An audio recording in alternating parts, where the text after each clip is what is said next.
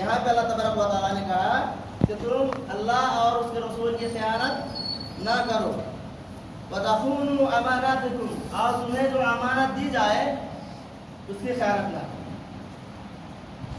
अब यहाँ पे बात आती है कि अल्लाह तबारक व तआला की खयानत किस तरह करते हैं इंसान। हम लोग तो मुसलमान हैं, तो हम लोग खयानत कैसे करते हैं, ये सवाल होता है।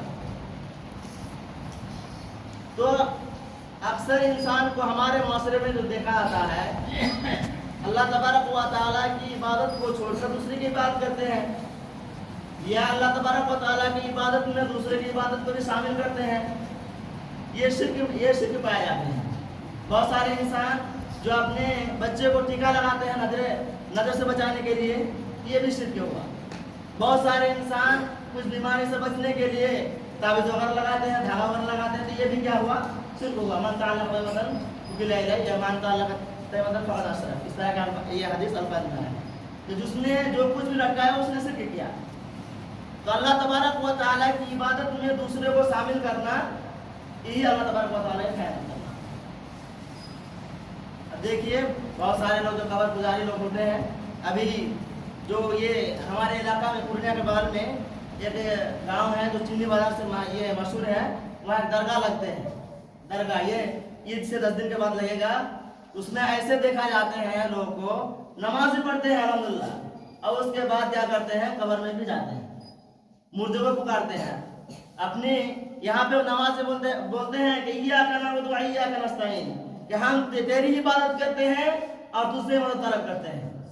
और यहाँ तो इकरार कर रहे हैं, नमाज के अंदर इंसान पंचगाना वक्त में जो भी नमाज पढ़ते हैं, चाहे वो नफल की नमाज में हो या जो फराइज जो नमाजें हैं वो नमाज जो पढ़ते हैं, सारे नमाज में वो इकरार करते हैं कि हम आप ही की इबादत करते हैं और आप ही से मदद तलब करते हैं। तो वहाँ क्यों जाते हैं? ये इकरार करने के बाद फिर आपको कब्र में जाने की क्या जरूरत है? बुद्ध के पास जाने की क्या जरूरत है? देव देवताओं के पास जाने की क्या जरूरत है? तो ये सारे के सारे क्या चीज होते हैं, अल्लाह तबारक व तआला की खयानत है।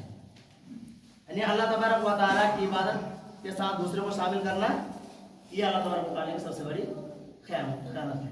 इन्ना शिर्क लज़ुल्मुन अज़ीम, बेशक शिर्क सबसे बड़ी जुल्म है। इसलिए लुकमान हकीम ने अपने बेटे को नसीहत करते हुए कहा था कि या बुनैया ला तुश्रिक बिल्लाह, ये मेरे बेटे तुम अल्लाह के साथ कभी शिर्क नहीं करना। इन्ना शिर्क लज़ुल्मुन अज़ीम, इसलिए कि शिर्क सबसे खतरनाक है। इंसान के दूसरे गुनाह माफ हो जाएंगे, लेकिन शिर्क ये कभी ना माफ हो। उसके बाद या अय्युहल्लज़ीना आमनू ला तख़ूनुल्लाह व रसूला, यहाँ पे रसूल की खयानत करने की बात आई है। अब रसूल से किस तरह खयानत होती है, रसूल के साथ किस तरह खयानत होती है, आज जो देखा जाता है हमारे माशरे में, ये सबसे ज्यादा रसूल की खयानत पाई जाती है। जो क्या बोलते हैं अल्लाह तबारक व तआला ने जिन नामों से नबी को पुकारा, जो नाम कहने के लिए कहा, जो शरीयत में कहने के लिए कहा, उसके अलावा लगाते हैं, आशिक रसूल कहते हैं, बहुत सारी चीज अपने आप को आशिक रसूल कहते हैं। तो ये सारी चीज क्या कह रहे थे, अल्लाह के नबी सल्लल्लाहु अलैहि वसल्लम ने जिन चीजों को करने का हुक्म दिया है, उन चीजों को करना और उनके खिलाफ करना, ये क्या हुआ, आपका खयानत हुआ।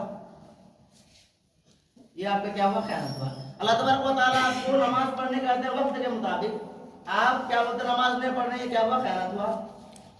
हम तमाम लोगों को अपने औलाद की तरबियत करने के लिए कह रहे हैं अल्लाह के नबी सल्लल्लाहु अलैहि वसल्लम, लेकिन हम लोग औलाद की तरबियत नहीं कर रहे हैं, औलाद को ऐसे ही छोड़ रहे हैं, रातों में कहीं चले जाते हैं, उससे कोई फर्क नहीं है। ये क्या है, फजर की नमाज में औलाद को जगाते नहीं है। हालांकि अल्लाह के नबी सल्लल्लाहु अलैहि वसल्लम ने ये फरमाया कि इशा से पहले सोना क्या है, हराम है। इशा से पहले सोना क्या है, मकरूह समझा गया है, मकरूह माना गया है। और इशा के बाद बातें करना क्या है, मकरूह समझा है। क्यों? इसलिए कि अगर इंसान इशा से पहले अगर सोएंगे तो हो सकता है उसके इशा की नमाज आए हो जाए। इशा के बाद अगर वो क्या करते, बातें करते हैं, टमकतियाँ मारते हैं, तो ये हो सकता है इसके फजर की नमाज में से कसर आ जाएगी, यानी फजर की नमाज में सही वक्त में जा नहीं पाएंगे। इसीलिए अल्लाह तबारक व तआला ने कहा, ये अल्लाह के नबी सल्लल्लाहु अलैहि वसल्लम ने कहा कि इशा से पहले सोना क्या मकरू है और ईसा के बाद बातें करना मकरू है।